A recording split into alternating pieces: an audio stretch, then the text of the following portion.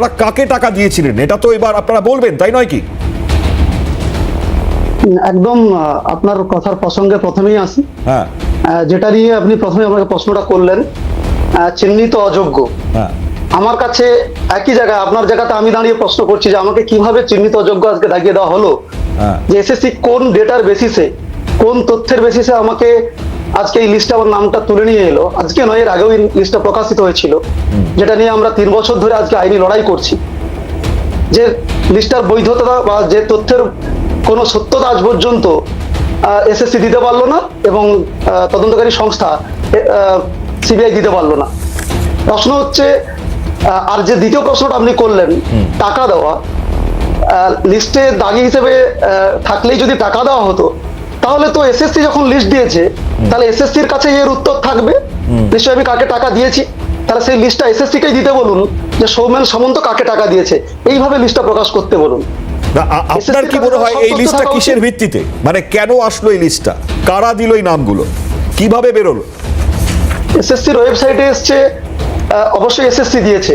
প্রশ্ন আমরা এসএসসির কাছে দীর্ঘদিন ধরে রেখেছি, কেন আমাদেরকে এই লিস্টে ফেলা হচ্ছে, যেখানে বলা হয়েছে যে আমাদের নামটা মূলত সিবিআই দেওয়া তথ্যের বেসিসে ওএমআর ম্যানিপুলেশনে আছে।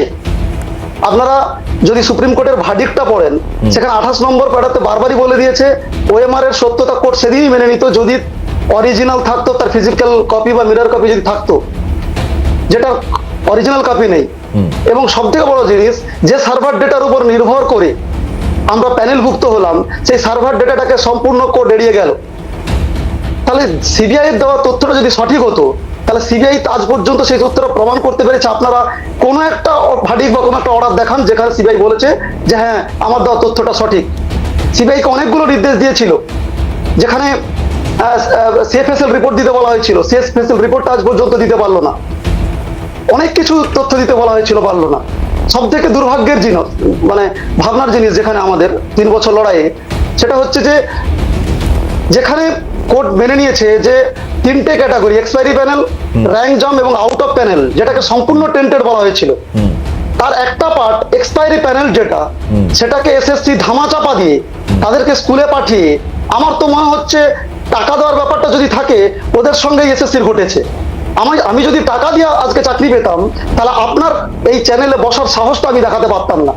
আচ্ছা, কারণ এর আগে আমি প্রাইমারি সার্ভিসে অন্তর্ভুক্ত ছিলাম, 12 সালে প্রাইমারিতে আমি চাকরি পেয়েছিলাম। খুব দুঃখের বিষয় যে আমার বক্তব্যটা আজ পর্যন্ত কোর্ট প্রমাণিত করতে পারলো না, যে ডেটাটা সিবিআই লোয়ার কোর্টে এখনো পর্যন্ত প্রমাণ করতে পারেনি বলে নির্দোষ সেখানে যারা বিচারাধীন আছে তাদেরকে জামিন দেওয়া হচ্ছে, সেই তথ্যের উপর নির্ভর করে আমাকে আজকে দোষী বলে দেওয়া হচ্ছে। আর প্রথমত যোগ্য অযোগ্যতার প্রশ্ন নিয়ে আমার প্রথম দিন থেকে একটা আপত্তি আছে। যদি প্রশ্ন বলতে হয় এখানে প্রত্যেকেই অযোগ্য, সেই কারণেই 26,000 প্যানেলটা বাদ দিয়েছে, কারণ এসএসসির সিস্টেমেটিক ফ্রডের জন্যই পুরো প্যানেলটা বাতিল হয়েছে। তাহলে যদি আমি আজকে এই 1800 জনই যদি কেবলমাত্র দাগি হবে, তাহলে কেন 26,000 প্যানেলটা বাতিল গেল, তার জবাব আজ পর্যন্ত কোর্ট দিচ্ছে না কেন, কোথায় প্রবলেম? তাহলে এদিকে বলছেন আপনি 26,000 প্যানেলটাকে বাদ দিয়েছি কারণ সেখানে সিস্টেমেটিক ফ্রড আছে, ওএমআরটা আমি মেনে নিতে পারছি না, তাহলে আপনি র্যাঙ্ক জাম্পের লিস্ট কোথায়? আমি বলছি আপনি যে দাগি নন এটা প্রমাণ আপনি করবেন কি করে? আমি সেটা প্রমাণ করার জন্যই তো আজকে 3 বছর ধরে লড়াই করেছি। কোর্ট আমার বক্তব্য তো শুনছে না, কোথায় শুনেছে আমাকে বলুন। তাহলে এবার কি করবেন? আমাদের বক্তব্যটা রেখেছি আমরা, আর তারপরেও কোর্টে যাচ্ছি কালকে। সব থেকে বড় জিনিস যে সুপ্রিম কোর্ট আমাদের রিভিউ পিটিশন অ্যাকসেপ্ট করলো না, সেই সুপ্রিম কোর্টের বেঞ্চ দাঁড়িয়ে একটা দিনের পর দিন আরেকটা হিয়ারিং করে যাচ্ছে। কিভাবে এই রায়গুলো হচ্ছে, কিভাবে এসএসসি তার লিস্টটা দিচ্ছে? আমাদের তো প্রশ্ন এটা, এসএসসির কাছে প্রশ্ন, আমরা এসএসসি কে তো এরপরে নিয়ে যাবো অনেক দূর। আজ নয়, এই লড়াইটা আমরা এর পরবর্তী 10 বছর, 20 বছর, 30 বছর, 60 বছর বয়স পর্যন্ত চালিয়ে যাব। কারণ সিবিআই দেওয়া তথ্যটা ভুল এবং সেই তথ্যটাকে এসএসসি বিকৃত করে নিজেদের গাফিলতি চাপা দেওয়ার জন্য, আজকে নিজেদের এক্সপায়ারি প্যানেলের নিয়োগটাকে বাঁচানোর জন্য আমাদেরকে শাস্তি দিচ্ছে এখানে। আচ্ছা, এবং সমাজের বুকে আমাদেরকে কলঙ্কিত করছে। আর যে সংখ্যাটা এসছে এটা, এই সংখ্যাটা কি একটু বেশি হওয়া উচিত কি? সংখ্যাটা নিয়ে প্রথমেই আমি বলেছি আপনাকে যে 1212 এসএসসি সবসময় বলে গিয়েছে যে 1212 হচ্ছে তাদের বাছাই করা টেন্টেড। তারপরে তারা দিয়েছিল এক্সপায়ারি প্যানেল, যেটা আপনি জানেন 9-10 তার ক্ষেত্রে 4th প্যানেল, 4th কাউন্সিলিং এবং একাদশ দ্বাদশ শ্রেণীর ক্ষেত্রে থার্ড কাউন্সিলিং এর পর যেটা সম্পূর্ণ এক্সপায়ারি প্যানেলে নিয়োগ হয়েছিল, প্যানেলটা এক্সপায়ার হয়ে যাওয়ার পর এবং সেই সময়কালে দাঁড়িয়ে ওএমআর ডিস্ট্রয় করে দেওয়া হয়েছে তার গ্যাজেট অনুযায়ী।